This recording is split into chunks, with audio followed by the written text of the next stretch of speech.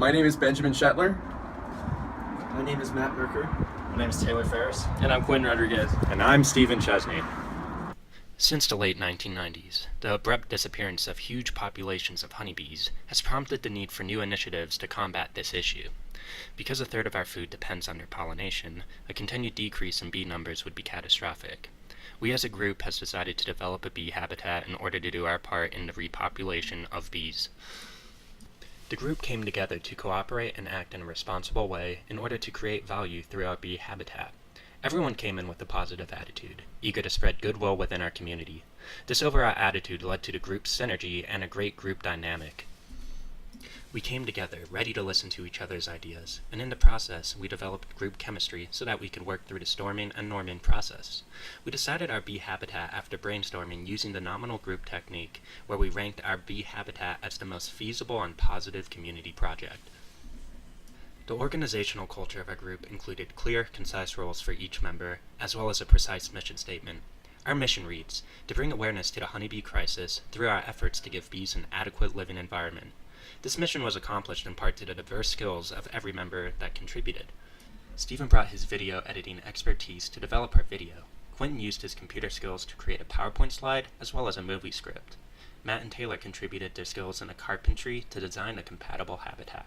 And Ben led the group by scheduling group meetings and by making important information transparent.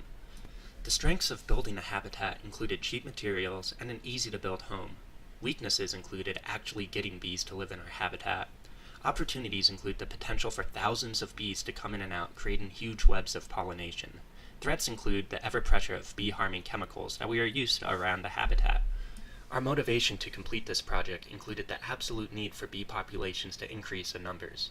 Our passion for the environment, as well as our understanding of classical model, enabled not just one member, but the entire group to become a product champion and take initiative. Our team's need for achievement prompted such a well-designed plan.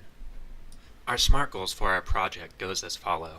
S. Create a physical habitat for bees to reside in and create a thriving colony to support a life of bees. M.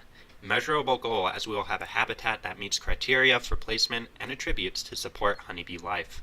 A.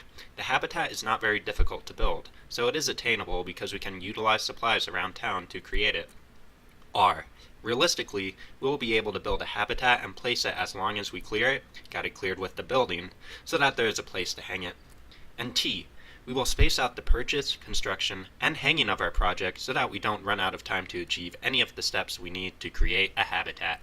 We started off by nailing all our 4 pieces of wood together in order to create a base for the bee house. We had to trim off about a foot because our planning only wanted us to have about a 3-foot long bee house.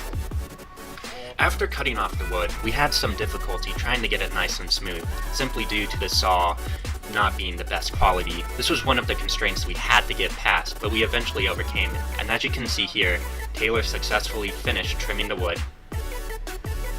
We then headed over to the engineering center. Thanks to the students there, we were allowed to use their workshop in order to drill the holes needed inside our bee house. They had many supplies there, as well as help from 2 of our friends, in case we needed it. As seen here, we are drilling the holes inside our bee house. We drilled holes on 3 sides, that way the bottom, when we laid it out in the end, wasn't obstructed. Each hole has the ability to hold multiple eggs for larvae to hatch.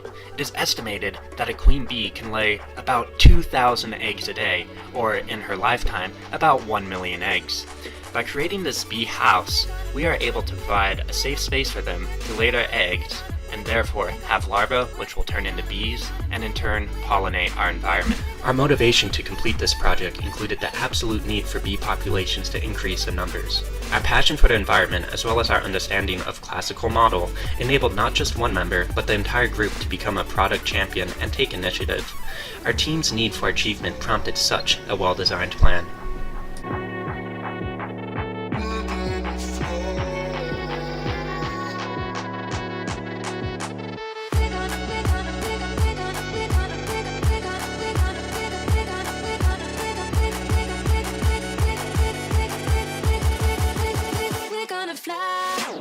Our goal was to increase the bee populations through building a bee habitat for bees to live in. Our group used the skills taught to us at Leeds to finish the project. Through our efforts, we developed a strong friendship group, and we hopefully have aided in the repopulation of honeybees.